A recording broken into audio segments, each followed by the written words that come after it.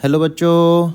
तो इस सवाल में बोला है 100 centimetre long cylindrical flask with inner and outer diameter 2 and 4 centimetre respectively is completely filled with ice as shown. The constant temperature outside the flask is 40 degrees Celsius. Thermal conductivity of the flask is 0.693 and latent heat of fusion of ice is 80 calorie per gram. तो बोल रहा है rate of flow of heat from outside to the flask is and rate of flow of heat from outside to the flask is, या तो 80 होगा या तो 40 होगा, हमको पता लगाना है. The rate at which ice melts, ये भी अपन को पता लगाना है, राइट. तो सबसे पहले आप इमेजिन करोगे कि ये जो फ्लास्क है इसका इनर एरिया कुछ है, राइट, इनर सिलेंडर, और एक आउटर सिलेंडर है. लेकिन जो हीट फ्लो हो रही है वो एक्चुअली अंदर से बाहर कुछ इस तरीके से हो रही है, राइट. तो एक्चुअली जो एरिया उसको मिलेगा तो वो एरिया बदलता जाएगा. क्यों? क्योंकि एरिया ये वाला मिलेगा ब्लैक कलर का, तो और सेंटर से अगर आप देखोगे तो रेडियस अलग अलग होगी. R1 अंदर का R दिया है 2 सेंटीमीटर का, बाहर का 4 सेंटीमीटर. तो एक्चुअली हमें कैलकुलस यूज़ करके पता लगाना पड़ेगा कि एरिया किस हिसाब से वेरी होगा. फिर वहाँ से अपन को निकल के आएगा कि रेट ऑफ हीट ट्रांसफ़र कैसा होगा.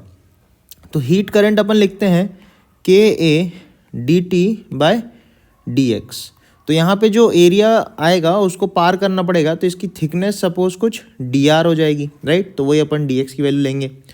तो अपना I जो बनेगा that will be K, area हो जाएगा 2πRL इंटू DT/dx की जगह dr लिखना पड़ेगा.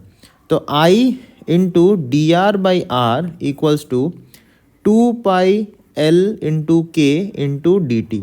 अब आपको इसको इंटीग्रेट करना पड़ेगा. तो रेडियस कहाँ से कहाँ, 2 सेंटीमीटर से 4 सेंटीमीटर जा रहा है, और टेम्परेचर अंदर आई से तो 0 से 40 का वेरिएशन आ रहा है, राइट. तो इसको जब आप इंटीग्रेट करोगे तो एक्चुअली ये बन जाएगा I into log of 4/2 that is equal to 2πL into K की वैल्यू एक्चुअली दे रखी है 0.693, राइट, इंटू टेम्परेचर का डिफरेंस आप लोगे तो 40 - 0 आप लिखोगे, सही है. तो इसके बाद अपन को देखना पड़ेगा कि ये कट पिट के क्या बनता है, वहीं से अपना आई निकल के आएगा. अब देखो लॉग जो ये 2 बनेगा दैट इज़ 0.693, तो इससे ये कैंसिल आउट हो जाएगा, राइट. और लेंथ दे रखी है 100 सेंटीमीटर, तो अपन को पता है 100 सेंटीमीटर इक्वल्स 1 मीटर ओनली, तो इसको अपन 1 डाल सकते हैं यहाँ पे. तो आई की वैल्यू जो निकल के आएगी वो आएगी 2π इंटू 40 दैट विल बी 80π. तो जूल पर सेकेंड इतना वॉट ऑफ हीट ट्रांसफ़र हो रहा होगा. तो फर्स्ट ऑप्शन अपना आ गया. देन बोल रहा है rate at which ice will be melting is. तो किस रेट से आइस मेल्ट हो रही होगी ये भी अपन को पता लगाना है, राइट. तो आइस के मेल्टिंग रेट को पता लगाने के लिए अपन को पता लगाना पड़ेगा. Suppose DQ amount of heat आती है, जैसे DM amount of ice melt हो जाती है into latent heat of fusion, right. तो DQ एक्चुअली आई के अंदर बैठा हुआ है. देखो आई क्या होता है, DQ/dt, किस रेट से हीट ट्रांसफ़र हो रहा है एक्चुअली, राइट. तो पर यूनिट टाइम से अगर दोनों तरफ आप डिवाइड कर दोगे तो लेफ्ट साइड में आपका आई ही बन जाएगा, जिसको अपन 80π बोल सकते हैं. तो DM/dt किस रेट से अपना जो आइस है वो मेल्ट होगा, वो DM/dt हो जाएगा into latent heat of fusion अपन को 80 कैलोरी पर ग्राम दे रखी है, 80 कैलोरी पर ग्राम हमें दे रखी है, राइट. तो यहाँ से आप देखोगे कि ये जो आई आया है एक्चुअली ये जूल पर सेकेंड में आया है, राइट. लेकिन यहाँ पे जो लेटेंट हीट ऑफ फ्यूजन है ये कैलोरी पर सेकेंड में दे रखी है. तो यहाँ से इसको एक्चुअली कन्वर्ट करना भी ज़रूरी होगा, क्योंकि एक कैलोरी में 4.2 जूल्स होती है, राइट.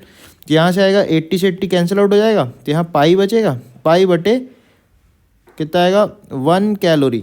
अच्छा, पर ग्राम है, इस ग्राम को केजी में बदलने के लिए 10⁻³ से आप मल्टीप्लाई करोगे तो कैलोरी पर केजी में बनेगा. तो अपना DM/dt kg पर सेकेंड में निकल के आएगा. तो यहाँ से आप कैलोरी को 4.2 जूल रखोगे और 10⁻³ को ऊपर लेके जाओगे तो अपना जो रिज़ल्ट बनेगा वो बनेगा π/4200 kg पर second that will be DM/dt. तो यहाँ से किस रेट से आइस मेल्ट होगी वो भी अपनी निकल के आ जाएगी, ऑप्शन बी. तो इस क्वेश्चन का राइट आंसर जो होगा वो होगा option A as well as option B. Thank you बच्चों.